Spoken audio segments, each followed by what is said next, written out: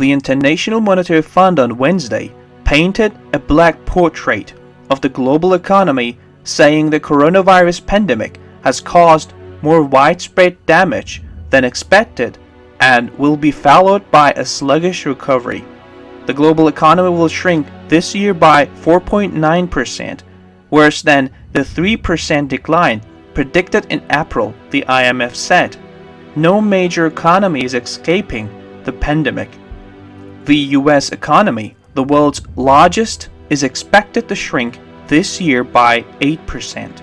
Countries that use the single European currency are headed for a decline of more than 10%, while Japanese output will fall by 5.8%, the IMF said. The Chinese economy, suffering the twin ravages of the pandemic and a trade war with the United States, is projected to eke out just a 1% gain, its worst performance in several decades.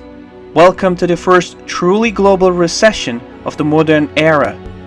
The pandemic disrespects national borders and is contemptuous of differences between regions and levels of economic development. Unlike in the global financial crisis and through that followed the 2001 terrorist attacks in the United States, all regions are suffering contractions. Asia's policymakers need to remember that when plotting the path ahead as economies emerge from lockdowns.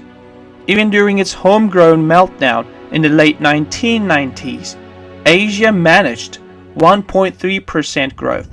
Back then, China was surging, and the US was coasting on a technology-driven boom. Today's simultaneous slide has seen China lose its image as a bountiful regional patron that could be relied on to continue posting relatively robust growth rates.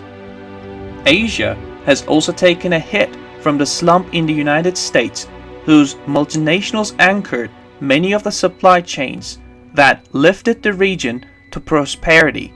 For its part, the West leaned on Asia to alleviate prior lean times. The all-in-one nature of the corona collapse was stressed by the International Monetary Fund on Wednesday. The lender said the global gross domestic product will shrink 4.9% from the 3% drop forecast in April this year. Asia Pacific, which the IMF thought would be a flat before, got its share from the declines. The Union of Japan, South Korea, the Southeast Asian countries will be subjected to a deeper contraction. China will grow 1%. India experienced the largest segment of large economies, down 4.5% compared to the IMF's modest growth project in April. Peterson International Economic Institute President Adam Posen fell money 2 weeks ago when he told the Asian Monetary Policy Forum that the GFC should be renamed the North Atlantic Financial Crisis. This disaster does not deserve the global label when it is placed next to the 2020 massacre.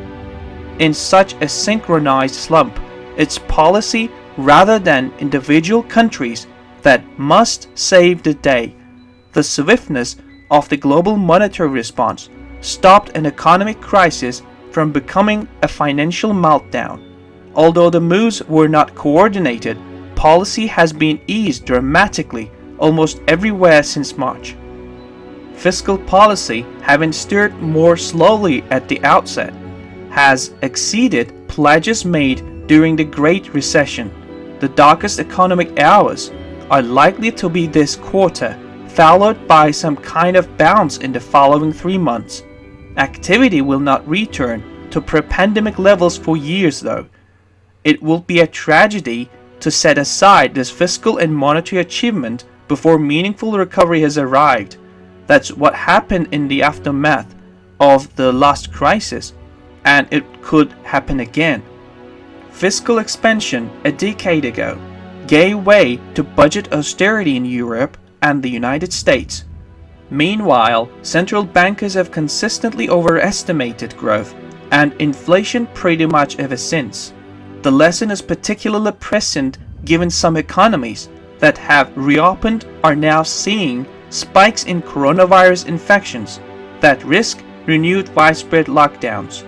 Cases are surging in Florida, Texas, Arizona, and California. New York, New Jersey, and Connecticut set quarantines for travelers from virus hotspots. In Australia, Victoria shelved a scheduled relaxation of restrictions. Flares have already gone up in the battle over how much stimulus to keep and for how long. Bank of Korea Governor Lee Yu-yeol said on June 12th that the bank should be prepared to normalize policy once the crisis subsides, and that officials should be alert to the risk of financial imbalances. That will be fair enough in normal times, but in the context of no ordinary recessions, this looks like an unwise attempt to set boundaries. Philippine Central Bank Governor Benjamin Diokno said this week there is too much liquidity and signaled an end to cuts in commercial lenders' reserve levels. Bank of England Governor Andrew Bailey began sketching an exit strategy in an opinion column this week. Doubling down on monetary policy is all the more desirable because of the hurdles to implementing fiscal stimulus. Prime Minister Shinzo Abe likes to tout Japan's outlays worth 40% of GDP, but there are huge administrative problems getting money to people.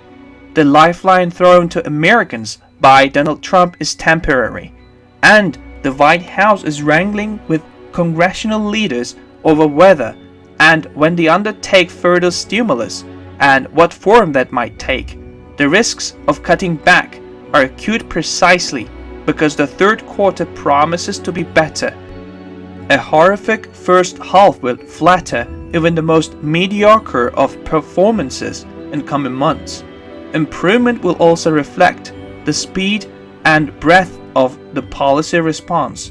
COVID-19 is the first really globally shared crucible since the world wars of the 20th century. It will be ironic as well as devastating if some of these props were removed just when they are working. The funds are intended to help Guinean officials pay for urgently needed medical programs to deal with a worsening local coronavirus outbreak. The fund's economic forecast is more downbeat than some major investment firms. Goldman Sachs, for example, earlier this month raised its US forecast to minus 4.2% from minus 5.2%. The fund also issued a warning to investors who have been buyout out by a stock market recovery from the lows of late March.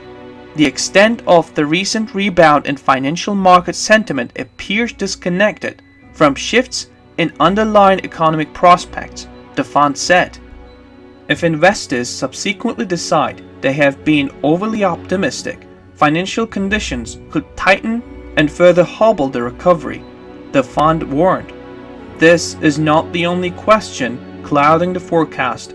Uncertainty over the pandemic's future course, including prospects for a vaccine, weighed on assessments of economic growth.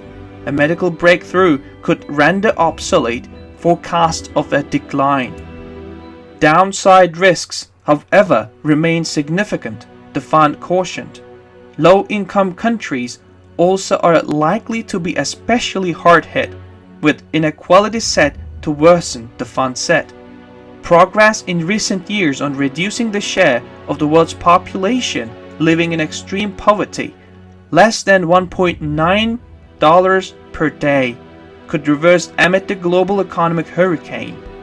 Earlier this month, Kristalina Georgieva, the fund's managing director, called the pandemic recession a crisis like no other, and said that by the end of this year, an unprecedented 170 countries would see average individual incomes fall. Most of the idea, comment, information, and criticism containing in these videos have been created by Daily News Report.